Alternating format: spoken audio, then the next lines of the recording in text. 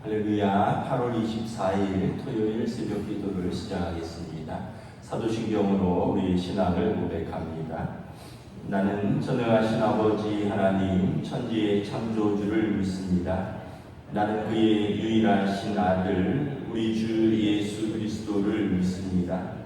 그는 성령으로 잉태되어 동정녀 마리아에게서 나시고 본디오 빌라도에게 고난을 받아 십자가에 못 박혀 죽으시고 장사된 지 사흘 만에 죽은 자 가운데서 다시 살아나셨으며 하늘에 오르시어 전능하신 아버지 하나님 우편에 앉아 계시다가 거기로부터 살아있는 자와 죽은 자를 심판하러 오십니다.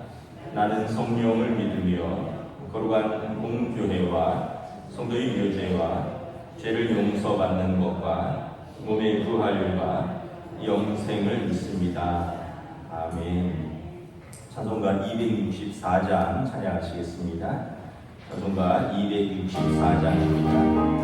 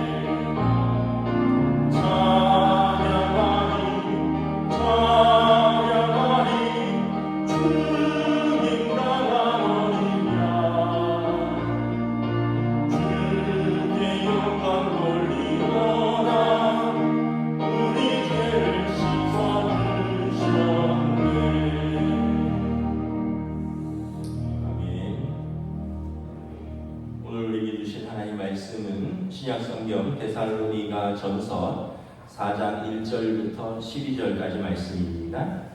신약성경 331페이지 데살로니가 전서 4장 1절부터 12절입니다. 다 찾으신 줄 알고 저와 여러분들이 한 절씩 교독하겠습니다. 그러므로 형제들아 우리가 끝으로 주 예수 안에서 너희를 구하고 권면하노니 너희가 마땅히 어떻게 행하며 하나님을 기쁘시게 할 수 있는지를 우리에게 배웠으니 곧 너희가 행하는 바라 더욱 많이 힘쓰라.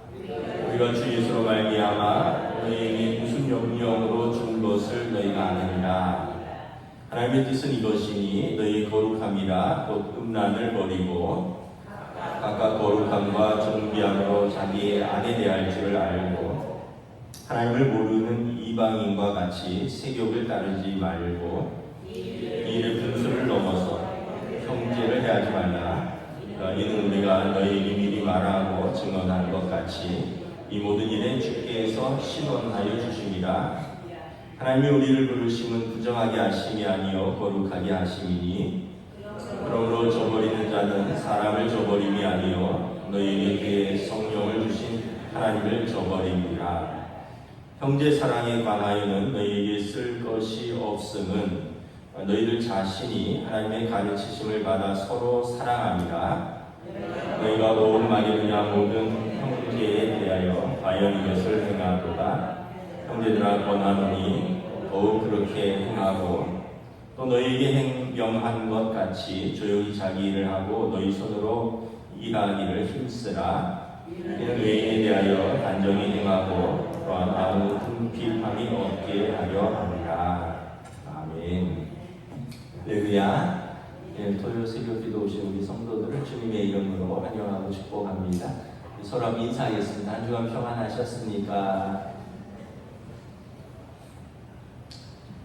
예, 그래도 이제 8월 15일이 지났다고 한 25도쯤 되는 것 같아요. 밤 온도가 이제 열대야는 뭐 살짝 이제 지나갔다고 하는데 여전히 덥고 기온을 보니까 다음 주까지는 여전히 30도가 되는 것 같습니다. 9월이 지나야지 30도 아래로 떨어질 것 같습니다.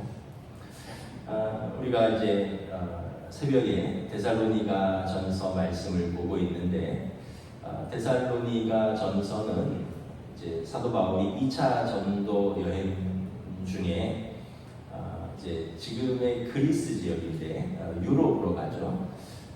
이제 이 그리스 지역을 북쪽을 마게도냐 지방이라고 남쪽을 아가야 지방이라고 하는데 이 마게도냐 지역이 이제 빌립보, 데살로니가, 아덴 뭐 이런 교회들이 그곳에서 세워졌고 아가야 지방 남쪽에 고린도 교회가 세워지고 그래서 지금 이 데살로니가 교회에 쓴 편지를 말하는 것입니다.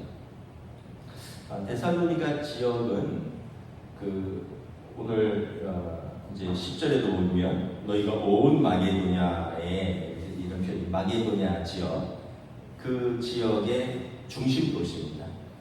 아테네 다음으로 큰 도시가 데살로니가입니다.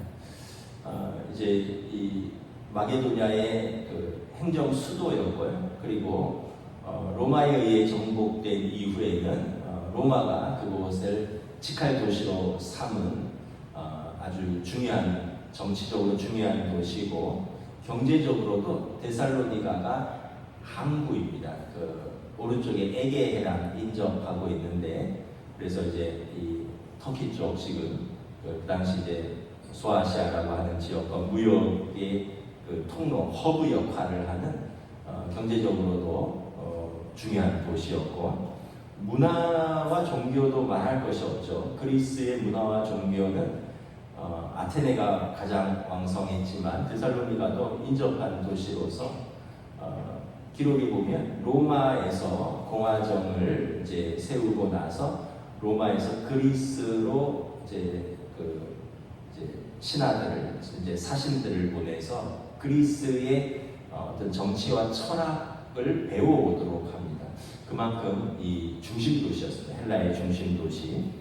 그러다 보니까 수많은 신화와 철학의 도시고 우상 숭배가 만연했고 또 황제를 숭배하는 또 로마의 그 이제 속국으로서 황제 숭배가 있었고 또 항구 도시의 특성상 고린도와 함께 타락한 도시였습니다. 아까 그 고린도는 그 운하처럼 지금 이렇게 있지만 이 에게에서 지중해로 가는 최단 거리가 고린도고요. 그 위에가 데살로니가인데 데살로니가도 항구 도시로서 이 물류의 어떤 허브 역할을 하다 보니까 많은 외지 사람들이 드나들고 그리고 돈이 넘쳐나고 그러면서 이제 공공연한 매춘과 성적 부도덕이 만연한 도시였습니다. 이 세속도시 한가운데에 복음이 선포되고 그리고 교회가 세워지고 그리고 이 우상 숭배와 또 세상의 이 쾌락도시 한가운데 하나님의 거룩한 백성들, 성도들이 환난과 핍박 속에서도 믿음을 지켜나가고 있었습니다. 그래서 데살로니가의 젊은 목회자 디모데를 파송해서 그들의 소식을 전해 듣고 또 그들의 믿음을 데살로니가의 이 목회 서신을 통해서 격려하고자 쓴 것이 데살로니가 전후서입니다. 이 데살로니가 전서의 오늘 본문에 보면 이제 그 앞에서 그들의 믿음, 그들의 형제의 사랑, 그들을 이것을 칭찬하고 이제 그들에게 더욱더 하나님의 말씀을 따라 하나님을 기쁘시게 하는 삶에 힘쓰라라고 권면을 합니다. 우리 1절 함께 읽도록 하겠습니다. 시작. 그러므로 형제들아 우리가 끝으로 주 예수 안에서 너희에게 구하고 권면하노니 너희가 마땅히 어떻게 행하며 하나님을 기쁘시게 할 수 있는지를 우리에게 배웠으니 곧 너희가 행하는 바라 더욱 많이 힘쓰라. 이미 하나님을 기쁘시게 하는 것, 하나님의 말씀을 따라 사는 법에 대해서 배웠는데 이것을 더욱 많이 힘쓰라라고 권면을 하고 있습니다. 여러분 신앙은 어떤 모호한 사상이나 어려운 교리를 배우는 것이 아닙니다. 또 어떤 지식이나 어떤 감정의 고향을 충족시키는 것을 넘어서는 신앙은 생활입니다. 생활의 변화입니다. 우리가 예수님을 영접하고 예수님의 십자가의 고난과 그분의 죽으심으로 우리가 죄로부터 속량을 얻었으니 이제는 우리가 하나님의 백성으로서 어떻게 살 것인가 이제 이 어떤 교리나 지식이나 어떤 감정의 고향을 넘어서는 생활의 변화와 신앙은 곧 생활이라는 거죠. 그래서 예수님께서도 너희가 나를 따르라라고 말씀했습니다. 나를 믿거든 나를 따르라. 나를 사랑하면 내 말씀을 지키라. 나를 사랑하면 내 계명을 지키라. 그리고 나를 따르라. 예수님을 따르는 것은 예수님의 말씀을 지키는 것입니다. 그래서 신앙은 하나님을 만난 백성이 삶으로 하나님의 말씀대로 살아가는 것, 그래서 하나님을 기쁘시게 하는 삶이라는 거예요. 그래서 우리가 하나님의 뜻을 따라 하나님의 기쁘시게 하는 삶을 더욱더 힘쓰면 데살로니가에 있는 사람들이 데살로니가 교회와 그 성도들을 보면서 저 사람들은 뭔가 다르구나, 우리와 다르구나. 그리고 세상이 교회에 기대하는 바가 있다는 거예요. 가끔 이렇게 보면 아마 성도들의 가정에서도 그런 이야기를 한다는데요. 자녀들이 엄마는 권사인데 그런 말 하지 말았으면 좋겠다 이런 얘기를 한다는 거죠. 저희 집에서도 그래요. 아들들은 아빠를 조금 무서워해서 그렇게 얘기 안 하는데 아래로 내려올수록 이제 아빠를 친근하게 대해서 가끔 제가 어떤 이야기를 하거나 어떤 감정의 폭발이 있으면 뭐라 하냐면 아빠는 그래도 목사님이잖아. 저희 딸이 그렇게 이야기를 해요. 그러면 제가 할 말이 없어요. 아빠는 그래도 목사님이잖아. 여러분들도 자녀들이 그럴 거잖아요. 엄마는 권사님이잖아. 아빠는 장로님이잖아. 또 어쩌면 그렇게 말은 못해도 그런 마음과 그런 시선으로 우리를 바라본다는 거죠.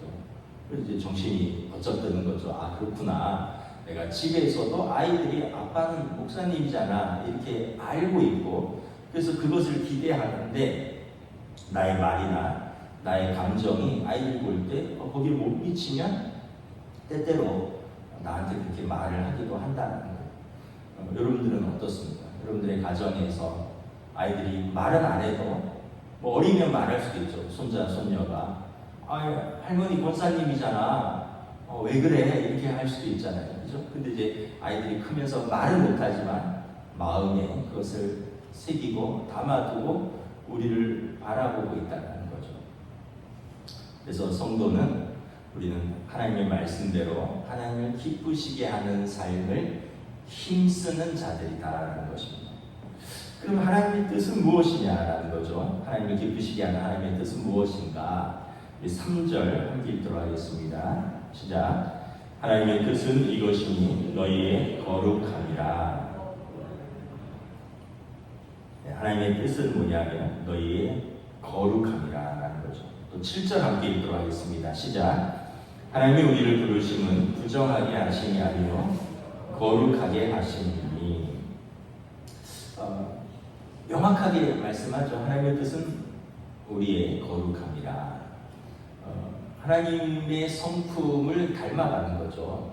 하나님을 알지 못했을 때는 우리가 세상 가운데서 육신의 정욕과 안목의 정욕과 이생의 자랑을 따라서 살지만, 그런데 우리가 이제 예수님을 통해서 하나님의 자녀가 되면 이제 자녀는 부모의 성품을 닮아가는 거죠. 그러니까 하나님 아버지는 거룩하니 너희도 거룩하라, 레위기의 말씀에. 그리고 하나님께서 우리를 부르심은 너희의 거룩함이다. 이 거룩함은 이제 어떤 개념이 아니라 삶의 현장에서 실현되어야 된다는 거죠. 가장 가까운 가정에서 제일 먼저 나타나야 한다는 것입니다. 그래서 4절에 보면 각각 거룩함과 존귀함으로 자기의 아내 대할 줄을 알고 하나님을 모르는 이방인과 같이 세욕을 따르지 말라. 1세기의 이방 도시 데살로니가는 말씀드린 대로 이방의 철학, 문화, 그리고 이방의 신화, 그리고 종교, 이제 또 아까 말씀드린 그 항구 도시의 어떤 특징상 외진이 많이 드나들고 공공연한 매춘과 부도덕함이 만연해 있었습니다. 그리고 그 당시 이제 그리스의 헬라 철학의 영향을 많이 받았는데 물질은 악하고 정신은 고귀하다 이런. 그래서 우리가 어떤 그 그리스 철학이 이원론입니다. 그래서 그런 고상한 철학이 있으니 이 육신은 그냥 땅에서 멸하는 것이니까 그냥 있는 그대로 쓰면 된다는 거예요. 정신은 고귀하니까. 고상한 정신이 있으니 육은 아무래도 상관이 없다. 입은 말하는데 쓰면 된다. 배는 먹으라고 존재하는 것이다. 몸은 쾌락을 즐기라고 있는 것이다. 그래서 성적 부도덕이 만연하고 죄의식이 없다는 거죠. 여러분, 우리가 입은 내 하고 싶은 말 다 하는 대로 있는 것이 아니라는 걸 알고 있죠. 또 배도 여러분 그냥 마음껏 먹으면 나중에 병 걸린다는 걸 알죠.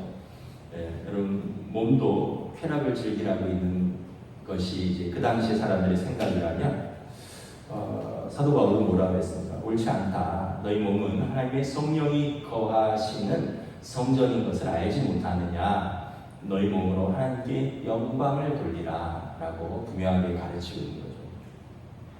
이 데살로니가 도시도 그렇고 고린도도 그렇고 어떤 굉장히 성적 타락이 만연했는데 고린도서에 보면 이제 그런 이야기가 나옵니다. 사도 바울이 고린도 교회의 소식을 전해 듣고 책망하는 내용인데 아버지가 젊은 여인을 첩으로 뒀는데 아버지가 돌아가셨어요. 근데 아들이 그 아버지의 그 젊은 첩을 취한 거예요. 그래서 사도 바울이 편지로 어떻게 교회에서 그런 일이 있을 수 있느냐, 그를 책망하고 교회에서 출교하라. 이렇게 아주 엄히 명하고 있는 거죠. 근데 뭐 이방 세계에서는 뭐 친어머니만 아니라면 뭐 첩인데 뭐 젊은데 뭐 이렇게 취할 수도 있다 이렇게 생각을 하고요.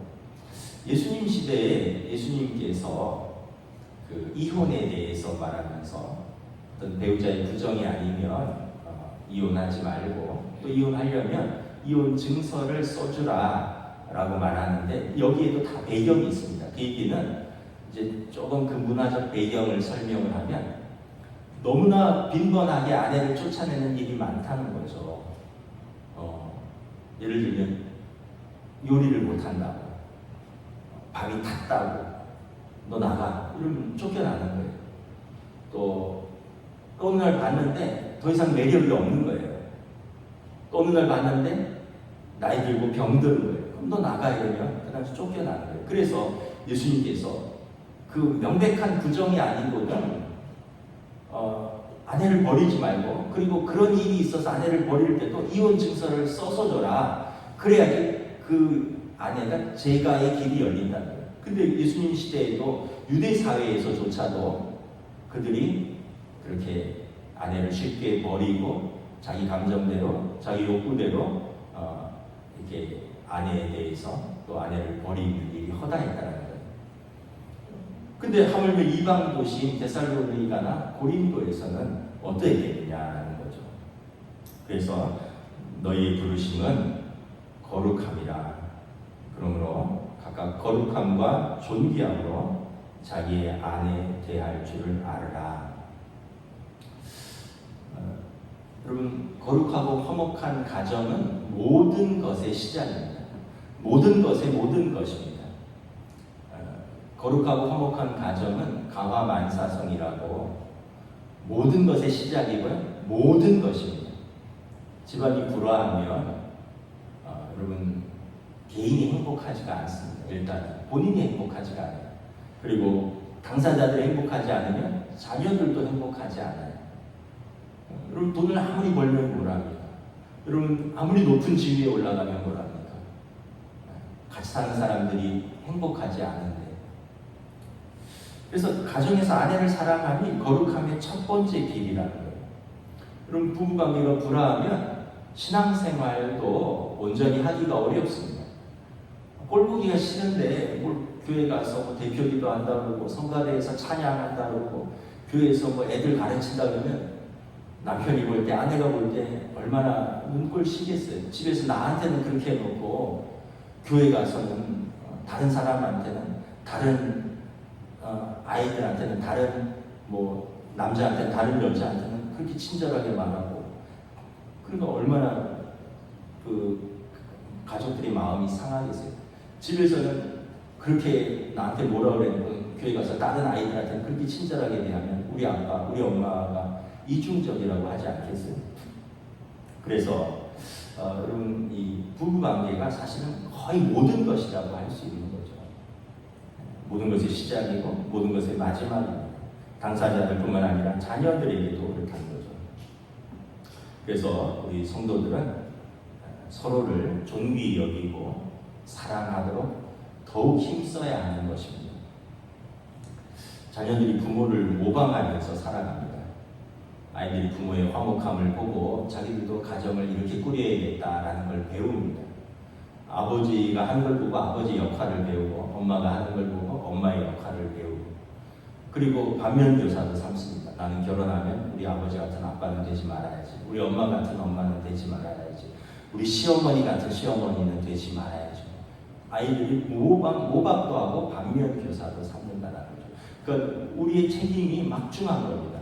아이들의 어떤 가정의 행복과 불행을 우리가 이렇게 가르쳐주는 셈이 되는 거죠. 제가 1998년에 결혼을 했으니까 결혼 27년 차더라고요. 근데 이렇게 돌아보면 이제는 뭐 남녀 간의 사랑 뭐 이런 거보다는 어떤 우정이라는 동지적 관계 뭐 이런 감정이 이렇게 큰 것 같아요. 마치 군대에서 보면 소대장과 부소대장 같은, 그래서 이제 소대장이 부소대장을 또 의지하고 또 서로 협력하고, 또 부소대장은 소대장을 의지하고 협력하고, 그러면서 소대를 이끌어가듯이 가정이라는 이 울타리를, 내게 주신 울타리를 서로 의지하고 협력하면서 이렇게 끌어가는 어떤 동지적 관계가 아닌가. 근데 이제 이걸 이제 처음엔 잘 몰랐죠. 처음엔 잘 모르고 그러다 보니까 한 10년간은 많이 다투기도 했던 것 같아요. 내 마음대로 안 되니까, 또 내 감정이 상하니까, 또 내 자존심이 있으니까.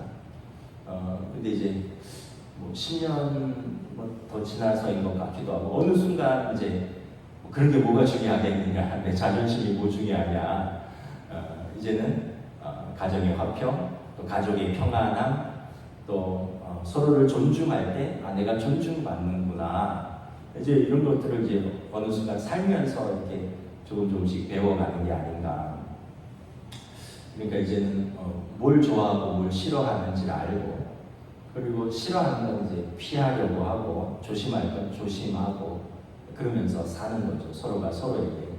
내가 남편인데, 내가 이 집의 가장인데 이것도 못해. 이러면은 안 좋아지는 걸 뻔히 아니까, 가장이라도 아버지라도 남편이라도 식구들이 싫어하는 거는 하지 말고, 또 조심할 건 조심하고, 그래서 서로 그럴 때 이제 가정을 이렇게 이끌어갈 수 있는 거죠. 이걸 알아가는데 15년 이상 걸린 것 같고, 그리고 그럼에도 불구하고 여전히 계속 부딪히는 것들이 있죠. 그래서 우리가 계속 힘쓰면서 예수님께서 나를 따르려면 자기를 부인하고 자기 십자가를 져라.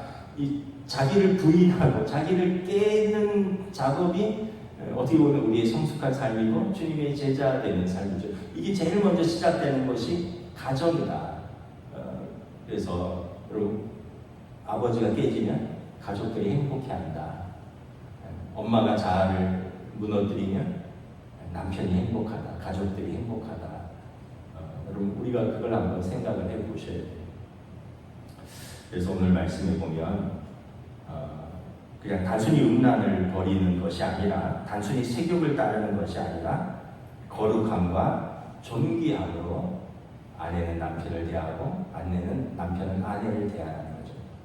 이를 위해서 우리가 부르심을 받았다는 것입니다. 또 교회와 사회에서는 또 우리가 어떻게 거룩함으로 살아야 합니까? 우리 6절 한번 읽도록 하겠습니다. 시작. 이에 분수를 넘어서 형제를 해하지 말라.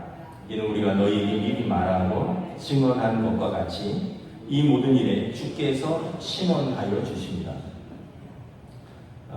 우리가 형제를 해하는 것, 형제에게 상처를 주고 또 이런 것들은 우리의 분수를 넘어서는 것이라면 하지 말라라는 것이에요.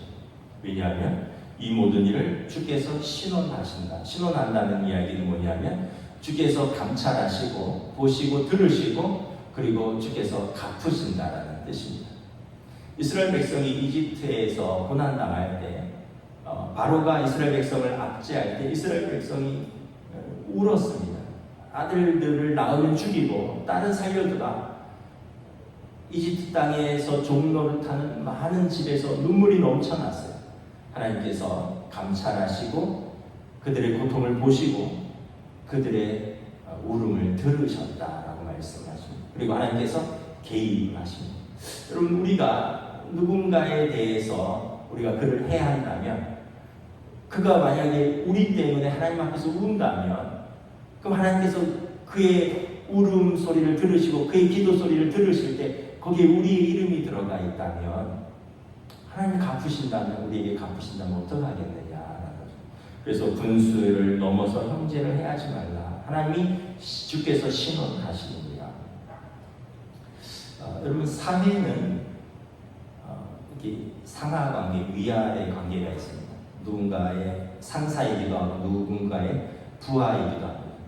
위아래가 분명합니다. 사회는. 그래서 때로는 우리가 그 사회, 계급사회 속에서 때로는 어떤 압제를 받기도 하고 때로는 우리가 분수를 넘어서서 압제를 할 때도 있습니다. 근데 교회는 또 성도 간에는 우리는 다 한 형제요 자매라는 것입니다. 우리는 한 하나님을 아버지로 모시고 있는 형제요 자매입니다. 여러분, 집에서 자녀들이 형이 동생을 때린다거나 아니면은 언니가 동생을 험하게 대하면 부모가 어떻게 합니까? 그렇게 하지 말아라. 너희는 형제다. 나이 많다고 힘세다고 때리고 욕하면 아빠가 가만히 안 있겠다. 이거랑 똑같은 거예요. 우리가 형제를 회하면 하나님 아버지께서 신원하신다는 거예요. 가만히 있지 않겠다는 거예요. 감찰하시고 보시고 각자에게 갚으신다는 거예요. 그래서 사회는 어떤 거래 관계고 사회는 상하 관계가 분명하지만 교회는 우리는 형제 관계고 자매 관계라는 것입니다. 하나님을 아버지로 모시는 자녀라는 거예요. 식구라는 거예요. 식구는 뭐예요? 같이 살면서 같이 밥을 먹는 사이를 식구라고 하는 거잖아요. 우리가 하나님 아버지를 모시고 믿음으로 살면서 신앙생활하고 예배드리면서 교제하면서 우리가 영적인 말씀도 먹고 때로는 육적인 양식도 먹고 교제하는 사이라는 거예요. 그래서 9절에 보면 형제 사랑에 관하여는 너희에게 쓸 것이 없음은 너희 자신이 하나님을 가르치심을 받아 서로 사랑하라. 형제 사랑은 더 말할 것도 없다. 하나님을 사랑하는 자는 형제를 사랑하는 자다. 요한일서에서도 하나님은 사랑이시니라. 그러므로 우리가 하나님을 눈에 보이는 하나님을 사랑한다고 하면 보이지 않는 하나님을 사랑한다고 하면서 눈에 보이는 형제를 미워하면 이는 거짓말하는 자라. 그래서 우리에게 끊임없이 형제 사랑에 힘쓰라고 말합니다. 쉬는 것은 아닌데 이 일에 힘써서 분투하라는 것입니다. 너희가 오늘 1절에 보면 우리가 행하는 바를 더욱 많이 힘쓰라는 거예요. 가정에서 거룩과 화목을 또 교회에서 형제 사랑에 대해서 더욱 힘쓰라는 것입니다. 자기 자신에 대해서는 11절, 12절 함께 읽도록 하겠습니다. 시작. 또 너희에게 명한 것 같이 조용히 자기 일을 하고 너희 손으로 일하기를 힘쓰라. 이는 외인에 대하여 단정히 행하고 또한 아무 궁핍함이 없게 하려 함이라. 이 데살로니가서 고린도에서도 보면 이런 말이 있습니다. 일하지 않고 일만 만드는 사람이 있다. 이런 표현이 있어요. 그러니까 그 당시에 마땅히 일할 것도 많지는 않았겠지만 사람들이 이렇게 어떤 면에서 보면 부지런함, 검소함, 절제함 이런 생활이 없이 무분별하게 항구 도시니까 하루 벌면 하루 먹을 수는 있겠는데 그러다 술 취하면 다음날 일 못할 수도 있고 그렇게 무분별하고 무절제하게 살지 말고 부지런하고 검소하고 규모 있는 생활을 해라.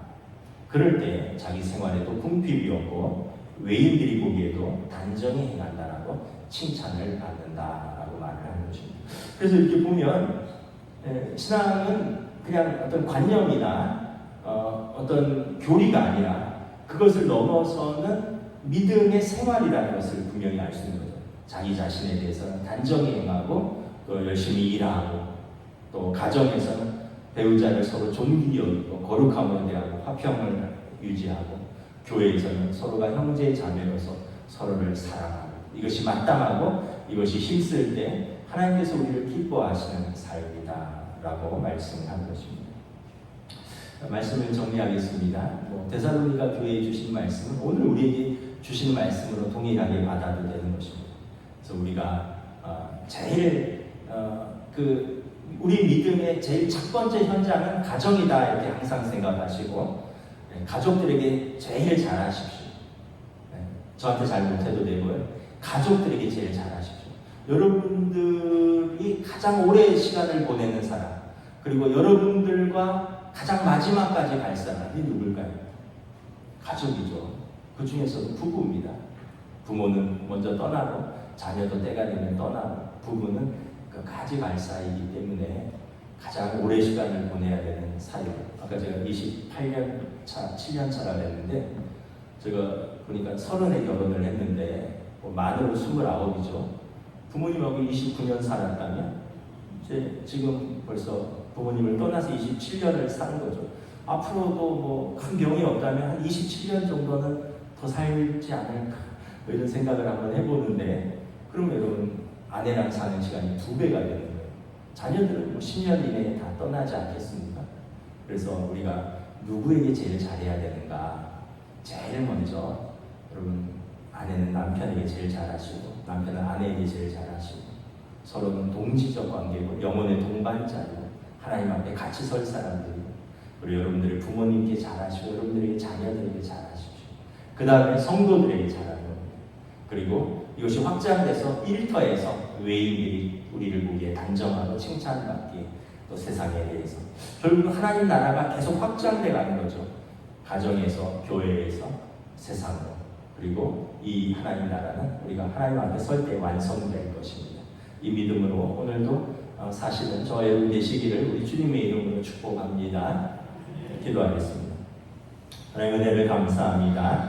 오늘 바울 사도와 실라가 데살로니가 교회에서 디모데를 통하여 소식을 전해 듣고 그들을 격려하고 위로하고 믿음으로 또 교훈하는 편지를 씁니다. 이 데살로니가서를 통하여 이 혼란과 핍박과 또 이방 우상의 문화와 쾌락의 이 세상 속에서 성도는 거룩함으로 구별받았고 하나님의 말씀을 따라 하나님의 뜻을 따라 하나님을 기쁘시게 하는 삶을 힘쓰라.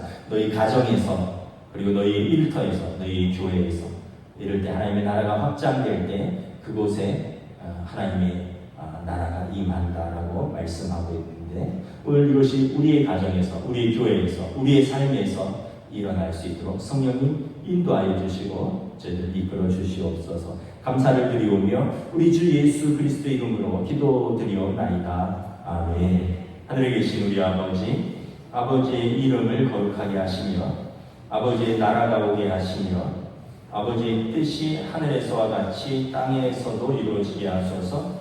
오늘 우리에게 일용할 양식을 주시고 우리가 우리에게 잘못한 사람을 용서하여 준 것 같이 우리 죄를 용서하여 주시고 우리를 시험에 빠지지 않게 하시고 악에서 구하소서.